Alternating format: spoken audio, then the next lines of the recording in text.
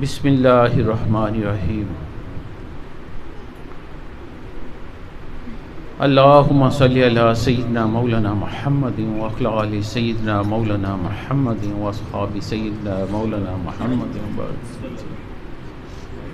صلی اللہ علی حبیبہ محمد وعلی آلہ وصحبہ وبارک وسلم۔ الحمدللہ رب العالمین والصلاة والسلام علی سید الانبیاء والمرسلین خاتم النبیین شفیع المذنبین انیس الغریبین رحمۃ للعالمین رحمۃ للعالمین اما بعد فاعوذ باللہ من الشیطان الرجیم بسم اللہ الرحمن الرحیم۔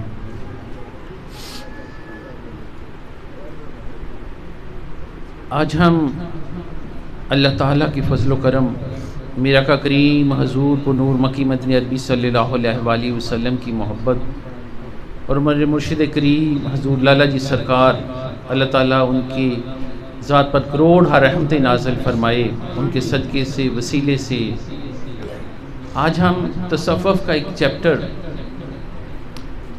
بڑا ہی خوبصورت ہے، جس کا ہر وقت ہمارے ساتھ ہماری زندگیوں میں جس کا عمل دخل ہے، یعنی کہ ہم ہر وقت یہ کام کرتے ہیں اور ہمیں پتہ ہی نہیں کہ یہ گناہ کبیرہ ہے۔ یعنی کہ آج ہم پڑھیں گے اس دعا کے ساتھ کہ اس کے پڑھنے، اس کے سمجھنے میں، بیان کرنے میں ہم سے کوئی غلطی کوتاہی کہیں پہ ادب کا لحاظ نہ رکھا جا سکے، تو اللہ تعالیٰ سے دعا ہے کہ اللہ تعالیٰ معاف فرما کے قبولیت کے درجے پہ فائز فرمائے۔ راتی جاگیں کریں عبادت، راتی جاگن کتے تے تھوتے، پونکڑوں بند مول نہ ہوندے، جا رڑے تے ستے تے تھوتے، خسم اپنے دا در نہ چھڑ دے، پاویں وجن جتے تے تھوتے، بلے شاہ کوئی رخت بیاج لے، نہیں تے بازی لے گئی کتے تے تھوتے۔ آج ہم پڑھیں گے ریاکاری۔ کیا؟ ریاکاری، ریا۔ اب صرف سمجھنا ہے آپ لوگوں نے ریا کی حقیقت کیا ہے۔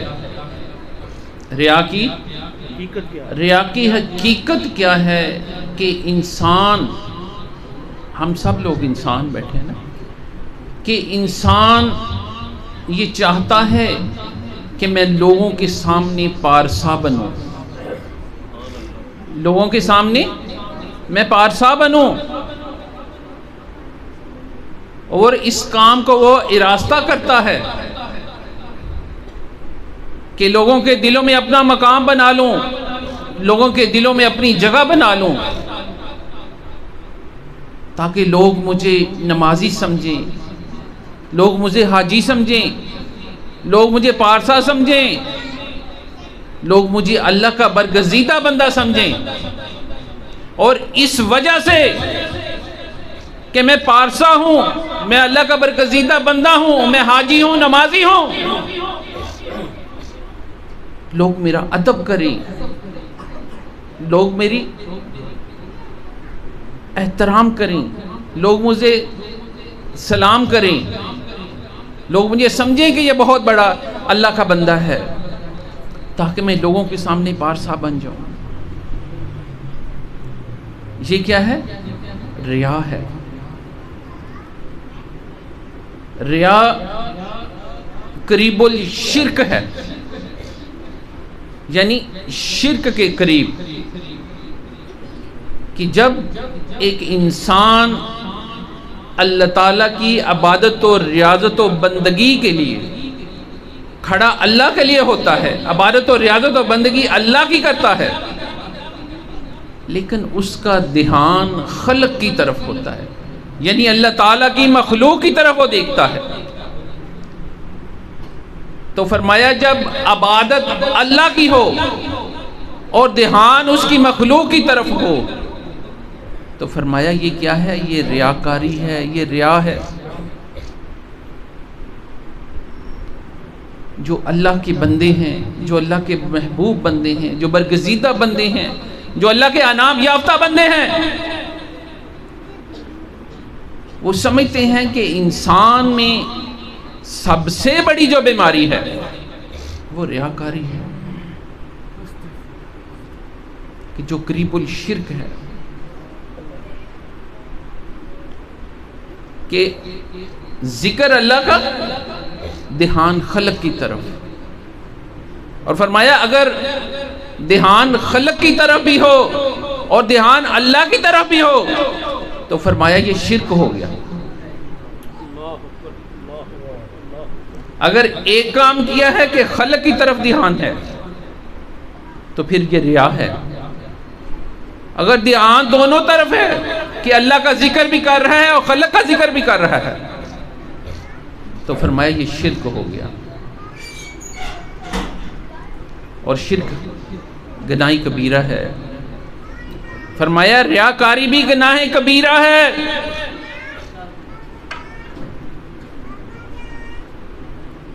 حضرت معاذ بن جبل رضی اللہ تعالیٰ عنہ،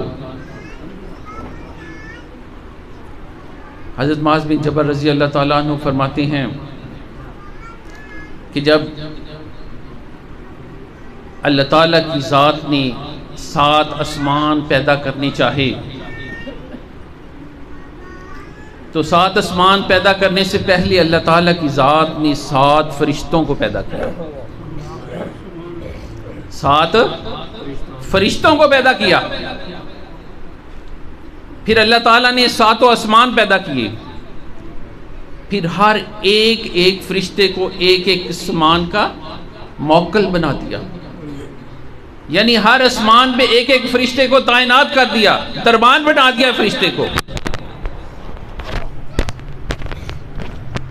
اب 7 آسمان ہیں اور 7 فرشتے جو ہیں وہ دربان بن گئے۔ ہم لوگ جو اعمال کرتے ہیں شام سے صبح تک، صبح سے شام تک ہم لوگ جو اعمال کرتے ہیں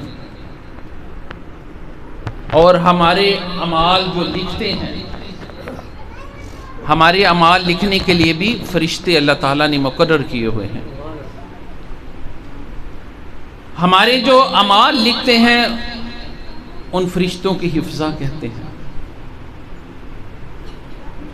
اور فرمایا جب یہ اعمال لکھتے ہیں تو یہ اعمال لے کر آسمان کی طرف اللہ تعالیٰ کی بارگاہ میں فرشتے جاتے ہیں۔ تو جب اللہ تعالیٰ کی بارگاہ میں یہ فرشتے جاتی ہیں تو ہر ایک آسمان پہ اللہ تعالیٰ کی ذات نے ایک دربان بٹھا رکھا۔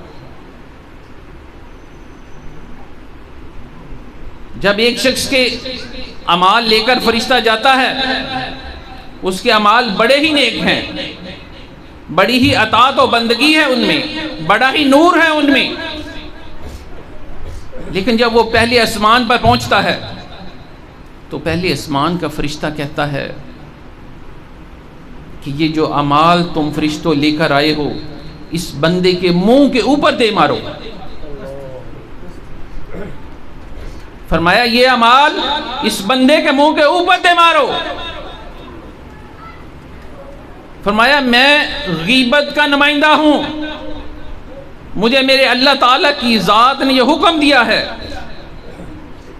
کہ کوئی بھی کسی بھی شخص کے جتنے مرضی پاکیزہ اعمال ہوں، لیکن اگر وہ غیبت کرتا ہے تو اس کے اعمال اٹھا کر اس کے منہ پر دے مارو۔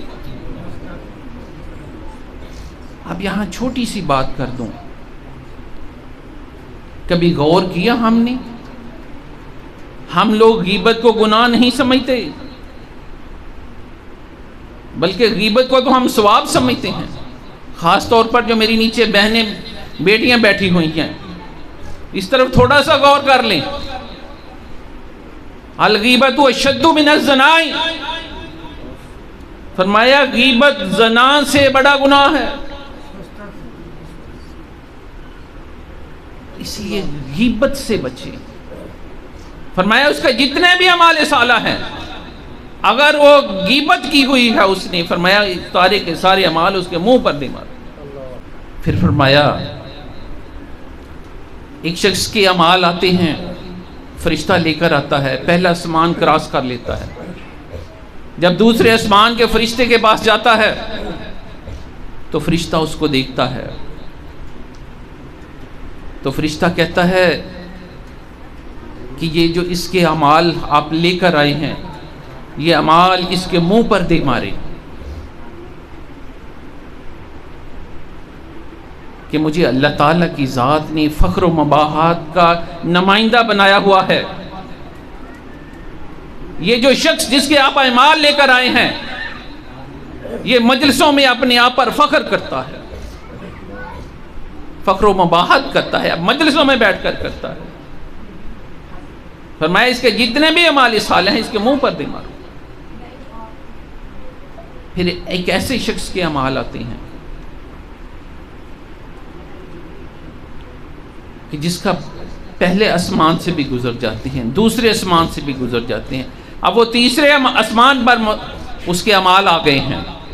جو تیسرے آسمان کا فرشتہ ہے وہ کہتا ہے مجھے اللہ تعالیٰ کی ذات نے تکبر کے اوپر نگہبان مقرر کر دیا ہے۔ یہ جو شخص جس کے آپ اعمال لے کر آئے ہیں یہ متکبر شخص ہے، یہ تکبر کرتا ہے، لہٰذا اس کے سارے اعمال اس کے منہ پر دے مارے۔ پھر ایسے شخص کے اعمال پیش ہوتے ہیں، پھر ایسے شخص کے اعمال پیش ہوتے ہیں جو پہلے آسمان سے بھی گزر جاتے ہیں، دوسرے سے بھی گزر جاتے ہیں، تیسرے سے بھی گزر جاتے ہیں، جب چوتھے آسمان پہ جاتے ہیں تو وہاں پر جو نگہبان ہے، جو دربان بیٹھا ہوا ہے، پھر وہ کہتا ہے یہ جو اعمال اس کے جتنے بھی اعمال صالح ہیں اس کے منہ پر دے مارے، کیونکہ مجھے اللہ تعالیٰ کی ذات نے غرور کے اوپر نگہبان بنا کر بیٹھا۔ یہ شخص غرور کرتا ہے، لہٰذا اس کی کوئی عبادت بندگی ریاضت قبول نہیں ہے۔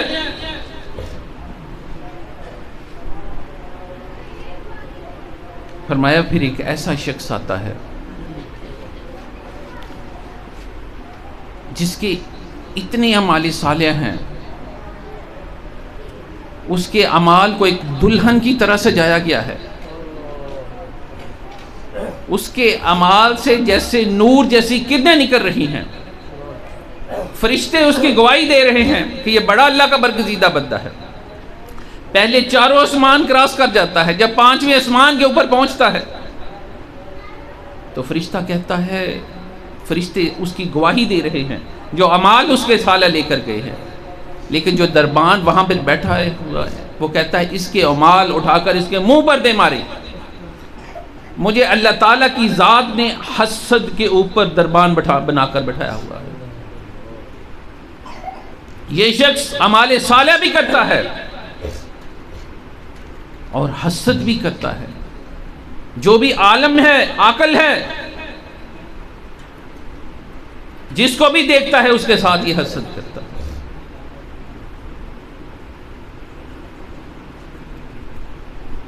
پھر ایک ایسے شخص کے اعمال پیش کیے جاتے ہیں، فرشتے لے کر جاتے ہیں،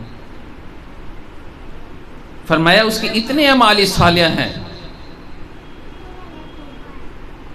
کہ فرشتے نور کی کرنوں جیسے، آفتاب جیسے، مہتاب جیسے روشن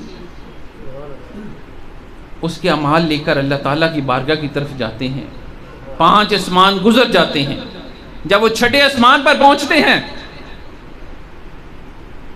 تو وہاں جا کر جو 6 آسمان والا فرشتہ ہے وہ کہتا ہے یہ جو اس کے اعمال ہیں اس کے منہ کے اوپر دے مارو، اس کے منہ کے اوپر یہ اعمال دے مارو، کیونکہ مجھے اللہ تعالیٰ کی ذات نے رحم کا دربان بنایا ہوا ہے۔ سبحان اللہ۔ یہ شخص لوگوں کے اوپر رحم نہیں کرتا، اس کے جتنے بھی اعمال صالح ہیں اس کا کوئی فائدہ نہیں، اس کے سامنے کوئی شخص جتنی مرضی پریشانی دکھ تکلیف میں ہو اس کو کوئی اثر نہیں ہوتا، بلکہ خوشی کے مارے یہ بغلیں بجاتا ہے۔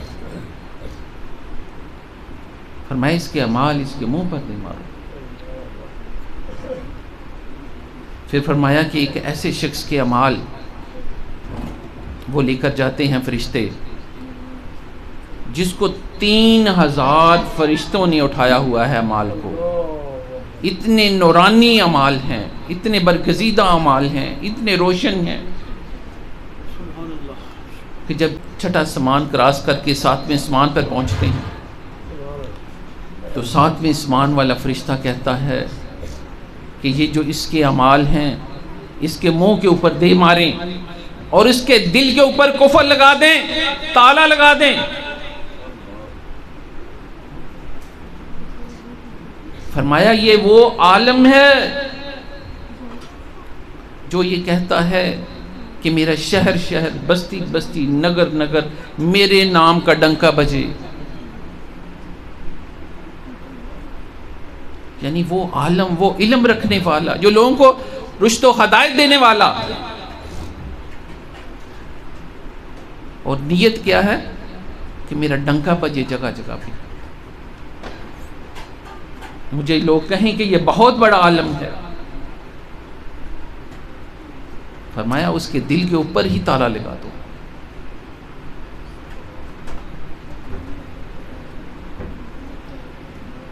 پھر ایسے اعمال اللہ تعالیٰ کی بارگاہ میں فرشتے لے کر جاتے ہیں، 7 آسمان کراس کر جاتے ہیں. اب بات سمجھنے والی بتانے لگا ہوں. 7 آسمان کراس کر کے آسمان کے، زمین کے اور آسمان کے جتنے فرشتے ہیں سارے کے سارے ان کے اعمال کی گواہی دے رہے ہیں کہ یا میرے مالک یہ جو اعمال ہم لے کر آئے ہیں اس سے اچھے اعمال دنیا میں کسی نے نہیں کیے. سبحان اللہ، سبحان اللہ. اللہ تعالیٰ کہتا ہے کہ اے میرے فرشتوں،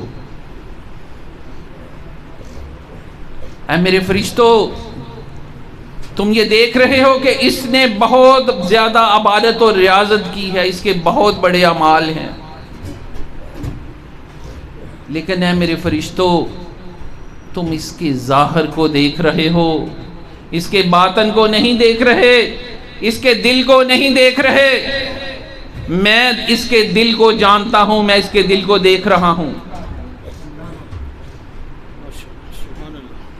فرمایا ہے میرے فرشتوں، اس کے جو ظاہری اعمال کی طرف تم متوجہ ہو، میں اس کے دل کی حالت دیکھ رہا ہوں.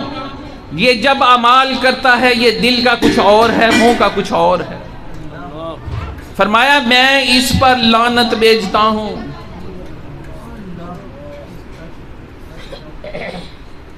یعنی دل سے جو عمل نہیں کرتا، دل سے ریاکاری کرتا ہے، دل سے اللہ کی عبادت کر رہا ہے، دھیان دوسری طرف ہے.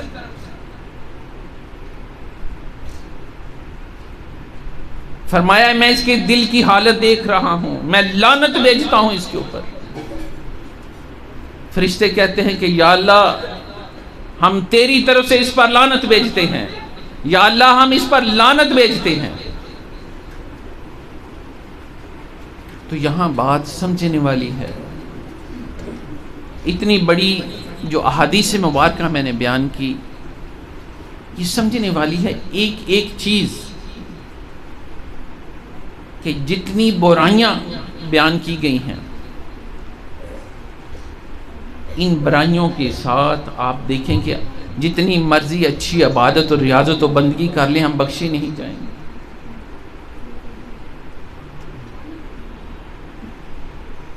مجھے یہاں ایک اور حدیث پاک یاد آ گئی.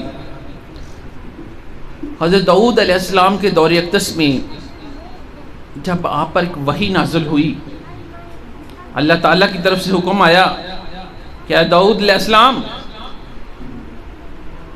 یہ جو حاکمین ہیں، جو روسا ہے، ان کو بتاؤ، ان کو میری طرف سے حکم دے دو کہ میرا ذکر مت کیا کرے، میرا ذکر چھوڑ دیں. ایک طرف تو یہ ظلم کرتے ہیں، دوسری طرف میرا ذکر کرتے ہیں.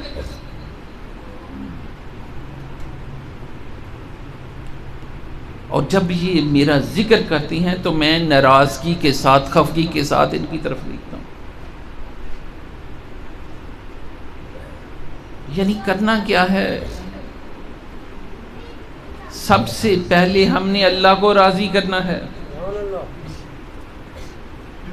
اس کے بعد اس کا ذکر کرنا ہے۔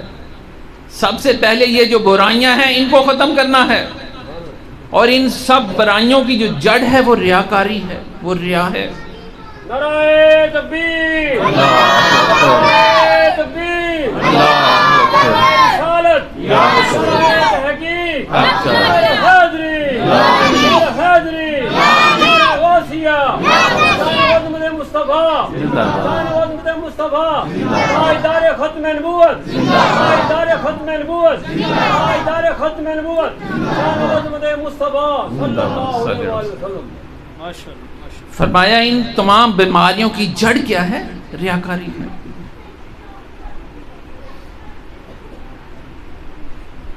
اس لیے انسان کو چاہیے کہ جو بھی وہ عمل کرتا ہے وہ ریاکاری سے پاک ہو، وہ ریا سے پاک ہو۔ اس پاک محفل میں آئے ہیں، کسی کو بتانے کی ضرورت نہیں، میں محفل سے چلے ہیں تاکہ لوگ تمام کو پتہ چل جائے کہ جی فلاں شخص محفل پہ گیا ہوا ہے، تاکہ لوگ اس کو سمجھیں کہ یار یہ محفلیں اٹینڈ کرنے والا نہیں۔ نماز پڑھنے کے لیے جائیں، شور کرنے کی ضرورت نہیں ہے۔ کوئی اور نیک کام کرنے کے لیے گئے، شور کرنے کی ضرورت نہیں ہے۔ اللہ کا ذکر کر رہے ہیں، شور کرنے کی ضرورت نہیں، کسی کو بتانے کی ضرورت نہیں ہے۔ پھر ذکر صرف اللہ کے لیے۔ جب ہم دکھاوا کرتے ہیں وہیں سارا سسٹم خراب ہو جاتا ہے۔ دکھاوا ریاکاری ہے، جو شرک ہے، اور جو شرک کرتا ہے اس کا ٹھکانہ جہنم ہے۔ اور اس میں ایک اور چیز میں ایڈ کرتا چلوں کہ اس میں ہمارے جو مولوی حضرات ہیں، جو ہمارے علماء حضرات ہیں، جو ہمارے پیر حضرات ہیں، کیا کیا ہوا ہے؟ ہم نے دنیا کے ساتھ دین کو بھی ایڈ کر لیا ہے، دنیا کے ساتھ دین کو بھی شامل کر لیا ہے۔ اب عبادت اور ریاضت بندگی کس کے لیے ہے؟ صرف اللہ کے لیے۔ ہم کیا کرتے ہیں؟ کوئی ایک شخص بیمار ہو جاتا ہے، کسی کو بیٹا چاہیے، کسی کو نوکری چاہیے، کسی کو دکھ تکلیف پریشانی ہے، کسی مولوی کے صاحب کے پاس، پیر صاحب کے پاس، عالم کے پاس چلی جاتا ہے، تو کیا کرتا ہے؟ پریشانی ہے، درود تنجینہ پڑھا کریں۔ نوکری نہیں ہے، یہ حدیث مبارکہ پڑھیں، یہ وظیفہ کر لیں۔ نو ڈاؤٹ کہ یہ جو اللہ کی کلام ہے اس میں برکت ہے، جس مقصد کے لیے وہ بتائیں گے وہ حل ہو جائے گا، اس میں کوئی شک نہیں۔ لیکن روز محشر کوئی حصہ نہیں ہوگا اس معاملے میں۔ ساری زندگی بھی آپ قرآن پڑھتے رہیں کہ میرے معاملات حل ہوتے رہیں، مشکلات حل ہوتی رہیں گی قرآن پڑھتے ہوئے، روز محشر کوئی حصہ نہیں ہوگا۔ روز محشر میرے اللہ تعالیٰ کی ذات نے کہنا ہے کہ لاؤ جو میرے لیے پڑھا ہے وہ لے کر آؤ، یہ تو تم نے اپنی ضرورتوں کے لیے پڑھا ہے، جو کام میرے لیے کیا ہے وہ لے کے آؤ۔ پھر اس وقت شرمندگی ہوگی ہمارے ہاتھ خالی۔ کیوں نہ ہو جو بھی ہماری ضرورتیں ہیں، دکھ تکلیف پریشانیاں ہیں، ان کے لیے ہی ذکر کر رہے ہیں نا، ان کے لیے ہی بزرگوں نے بتایا ہے نا، تو وہ پڑھیں، لیکن پڑھیں اس نیت کے ساتھ کہ یا اللہ یہ میں تیری رضا کے لیے پڑھ رہا ہوں۔ اس کے بعد دعا کریں کہ یا اللہ ہماری یہ مشکل حل کر دی۔ جب آپ نے وہ درود تنجینہ یا کوئی بھی آیت پڑھنی ہے، بیماری کی تکلیف کے لیے پڑھنی ہے، تکلیف دور اللہ نے ہی کرنی ہے۔ درود بھی پڑھیں گے پھر بھی اللہ نے ہی کرنی ہے، کوئی اور آیت بھی پڑھی پھر بھی اللہ نے ہی کرنی ہے، تو کیوں نہیں اللہ کی رضا کے لیے کیوں نہیں پڑھتے کہ یا اللہ ہم سے راضی ہو جا اور ہمارے یہ معاملات حل کر دے۔ کیوں ہم الٹے طریقے سے آتے ہیں؟ ام رابعہ بصری رضی اللہ تعالی عنہ، آپ ایک روز گھر سے باہر نکلی آپ کے ایک ہاتھ میں پانی، دوسرے ہاتھ میں آگ تھی۔ لوگوں نے پوچھا اماں یہ کیا ہے؟ آپ فرماتے ہیں کہ میرا دل یہ چاہتا ہے کہ یہ جو آگ ہے اس سے میں جنت کو جلا دوں، یہ جو پانی میرے ہاتھ میں ہے اس سے میں دوزخ کی آگ کو بجھا دوں۔ فرمایا یہ جو لوگ ہیں جو جنت کی طلب میں عبادت کرتے ہیں، اور یہ جو لوگ ہیں جو دوزخ سے بچنے کے لیے عبادت کرتے ہیں، فرمایا کیوں نہ ہو صرف اللہ کی رضا کے لیے عبادت کرے، صرف اللہ کے لیے عبادت کرے۔ جنت اور دوزخ کی طلب کے لیے جو عبادت کی جاتی ہے وہ کوئی عبادت اور ریاضت نہیں۔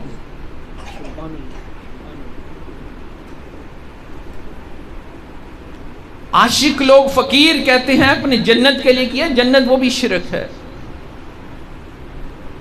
اللہ کے لیے کیوں نہیں کرتے عبادت؟ آقا کریم علیہ الصلوۃ والسلام نے حکم فرمایا کہ ایک شخص روز قیامت اللہ تعالیٰ کی بارگاہ میں حاضر ہوگا، اللہ تعالیٰ اس سے حکم فرمائیں گے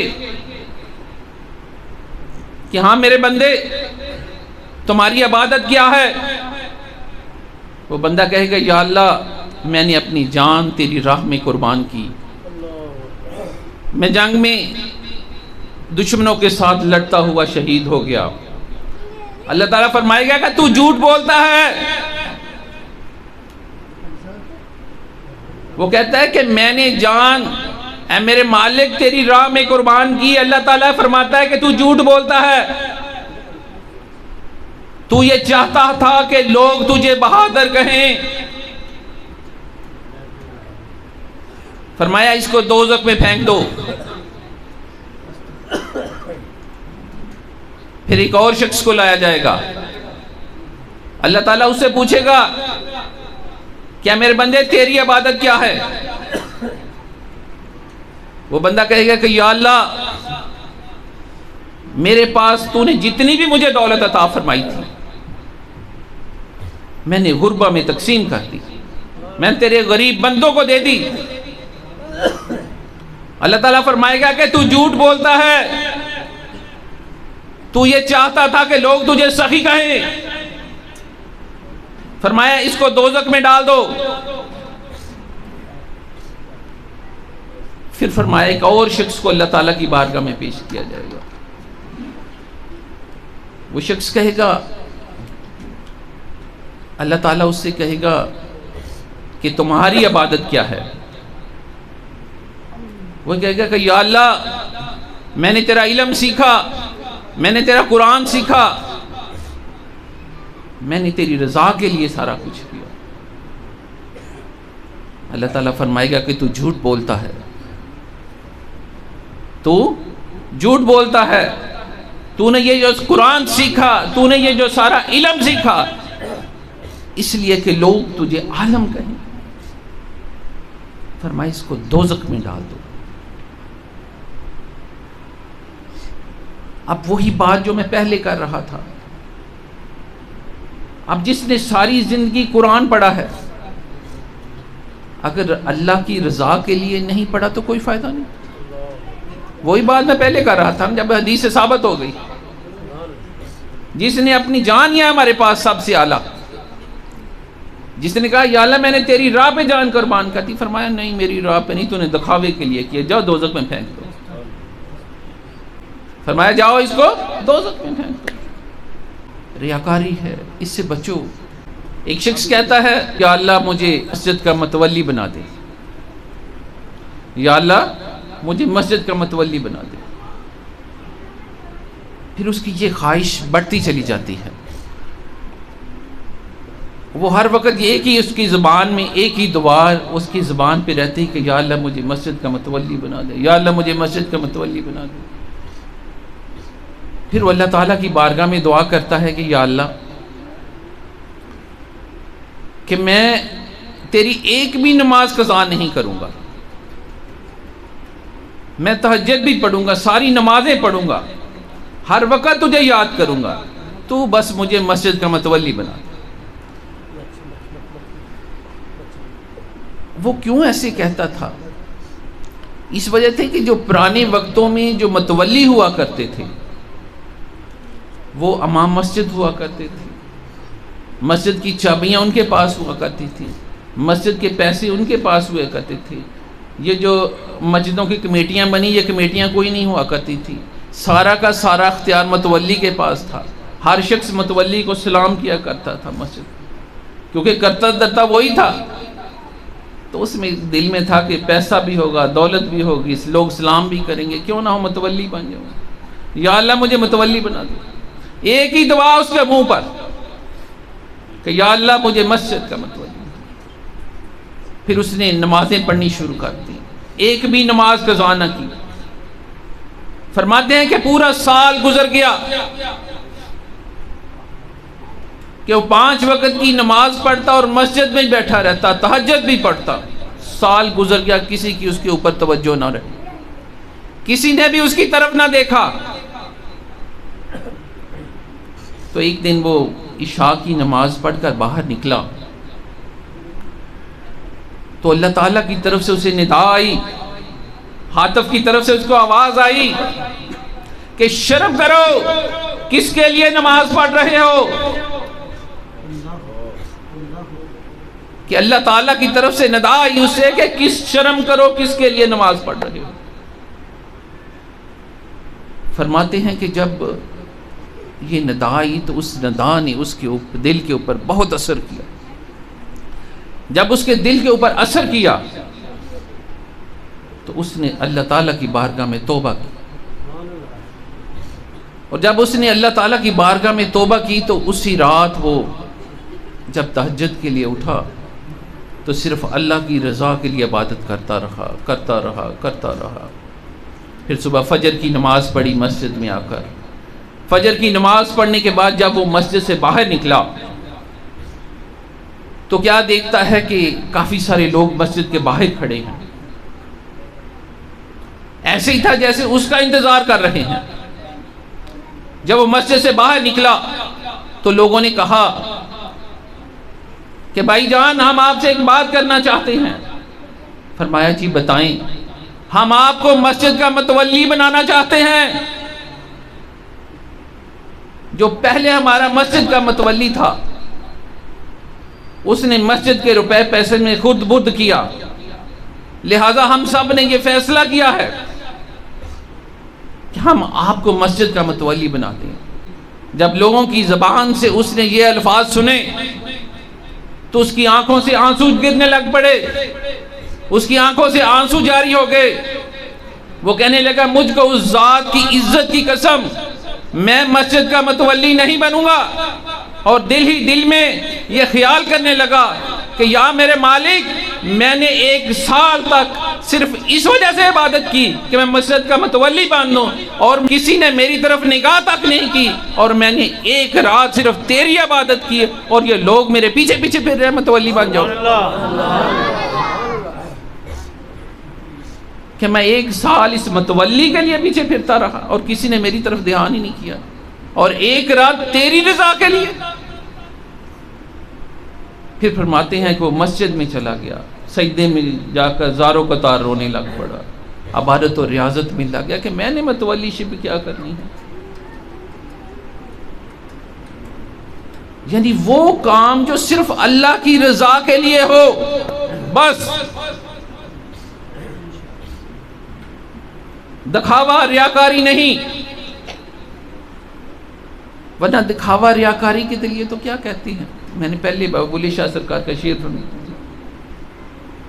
کہ راتی جاگیں کرے عبادت راتی جاگن کتے تیتھے ہوتا ہے، کہ ساری رات تو بھی عبادت کرتا ہے، ریاضت و بندگی کرتا ہے،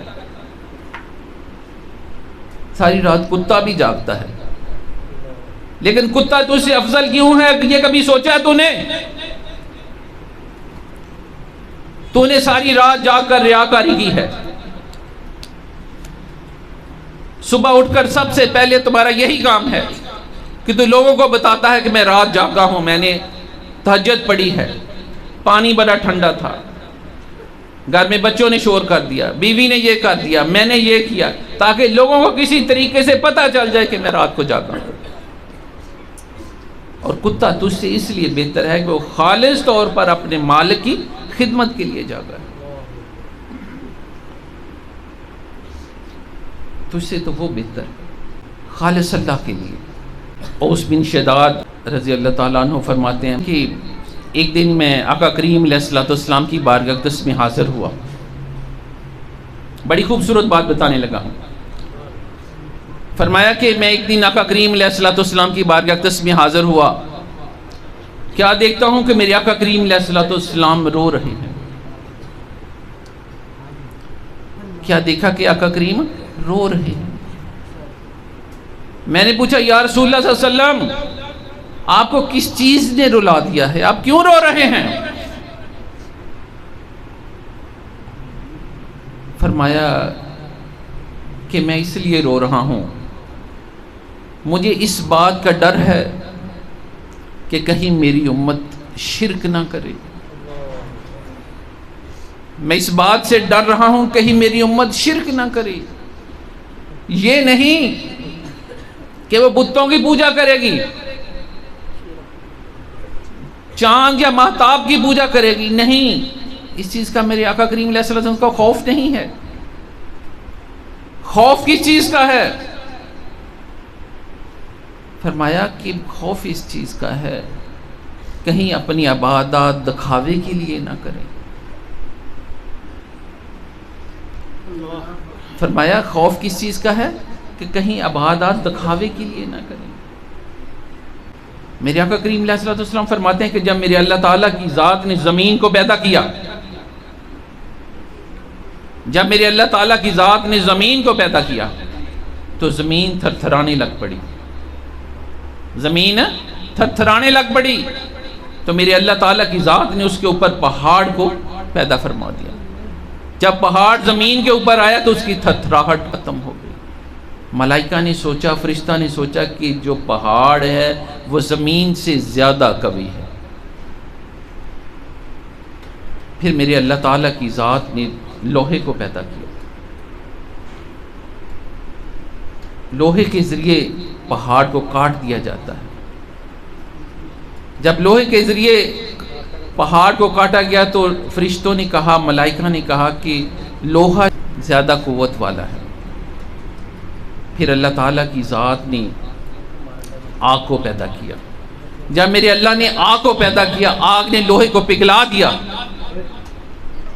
پھر ملائکہ نے آپس میں کہا کہ میرے اللہ تعالیٰ کی ذات نے آگ کو سب سے قوی پیدا کیا۔ پھر میرے اللہ تعالیٰ کی ذات نے پانی کو پیدا کر دیا۔ جب میرے اللہ نے پانی کو پیدا کیا تو پانی نے آگ کو بجھا دیا۔ پھر ملائکہ نے کہا، فرشتوں میں پھر بحث چھڑ گئی کہ اللہ تعالیٰ کی ذات نے سب سے جو قوت والی چیز پیدا کی وہ پانی ہے۔ پھر اللہ تعالیٰ کی ذات نے ہوا کو پیدا کر دیا۔ جب ہوا کو پیدا کیا تو ہوا نے پانی کو ایک جگہ پہ ٹھہرا دیا۔ اب فرشتوں میں اختلاف بڑھ گیا، کب میرے اللہ تعالیٰ کی ذات نے سب سے قوی چیز کون سی پیدا کر دی؟ فرشتے اللہ تعالیٰ کی بارگاہ میں چلے گئے، عرض کیا کہ یا اللہ تو نے سب سے قوی چیز کون سی پیدا کی؟ ہم لوگوں میں اختلاف پیدا ہو گیا ہے۔ اللہ تعالیٰ فرماتا ہے کہ میں نے سب سے جو قوی چیز پیدا کی وہ یہ ہے کہ ایک شخص دائیں ہاتھ سے صدقہ دے اور یہ چاہے کہ اس کے بائیں ہاتھ کو خبر تک نہ ہو۔ میں نے سب سے قوی چیز یہ پیدا کی، یعنی اس کا ہر عمل ریاکاری سے پاک ہو، دکھاوے سے پاک ہو۔ ایسا کوئی بھی عمل نہ ہو جس میں یہ دکھاوا آ جائے، ریاکاری آ جائے، ایسی چیزیں شامل ہو جائیں۔ اگر کوئی شخص حج کے لیے جاتا ہے، عمرہ کے لیے جاتا ہے اور اس کے دل میں یہ ہے کہ میں عمرہ کے لیے، حج کے لیے جا رہا ہوں، میں اگر لوگوں کو بتاؤں گا ہو سکتا ہے کسی کے دل میں رغبت پیدا ہو، شوق پیدا ہو، محبت پیدا ہو، تو فرمایا یہ افضل ہے۔ اگر کوئی تہجد پڑھنے لگا ہے اور اس کے دل میں یہ ہے کہ یار مجھے دیکھ کر شاید کوئی دوسرا بھی پڑھ لے، اللہ تعالیٰ کی بارگاہ میں کوئی اور بھی حاضری دے لے، تو فرمایا یہ عمل اس کا افضل ہے۔ اگر وہ ایسا نہیں کر سکتا تو پھر چھپا کر پڑھے۔ اگر اس کو یہ ہے کہ میں ریاکاری میں مبتلا نہ ہوں، تو پھر وہ چھپا لیا اپنے ایمان، کیونکہ ایک دن میرے آقا کریم علیہ الصلوۃ والسلام تشریف فرما، میرے آقا کریم علیہ الصلوۃ والسلام کی ذات اقدس کو پیسوں کی ضرورت تھی، تو ایک شخص پیسوں کی تھیلی لے آیا، تو اس کو دیکھتے دیکھتے بہت سارے جو صحابہ تھے وہ بھی پیسوں کی تھیلیاں لے آئے، تو میرے آقا کریم علیہ الصلوۃ والسلام کی ذات اقدس نے حکم فرمایا کہ دو شخص ایسی چیز کی ترغیب کرے جس کو دیکھ کر دوسرے جو اس پر عمل کریں اور وہ اچھائی کی طرف ہو تو اس کا بھی اجر ملتا ہے، اور جو دوسرے لوگ اس پر عمل کرتے ہیں اس کا بھی اجر ملتا ہے۔ یعنی اگر ہم نے نماز تہجد کے لیے اٹھے ہیں اور ہمارا یہ دل کرتا ہے کہ قاری صاحب بھی اٹھ جائیں، یہ بھی اٹھ جائے، یہ بھی اٹھ جائے، اور اس کی نیت اللہ کی رضا ہو، تو اس کا عمل سب سے افضل ہے۔ اور اگر اس کی یہ نیت ہو کہ یار اب میں اٹھاؤں کسی طریقے سے، قاری صاحب کو پتہ چل جائے تہجد کے لیے جا رہا، تو فرمایا اس سے بہتر ہے کہ تو چھپا کر پڑے۔ اللہ تعالیٰ سے دعا ہے کہ اللہ تعالیٰ ہمیں سمجھنے کی توفیق عطا فرمائے، ہمیں عمل کرنے کی توفیق عطا فرمائے۔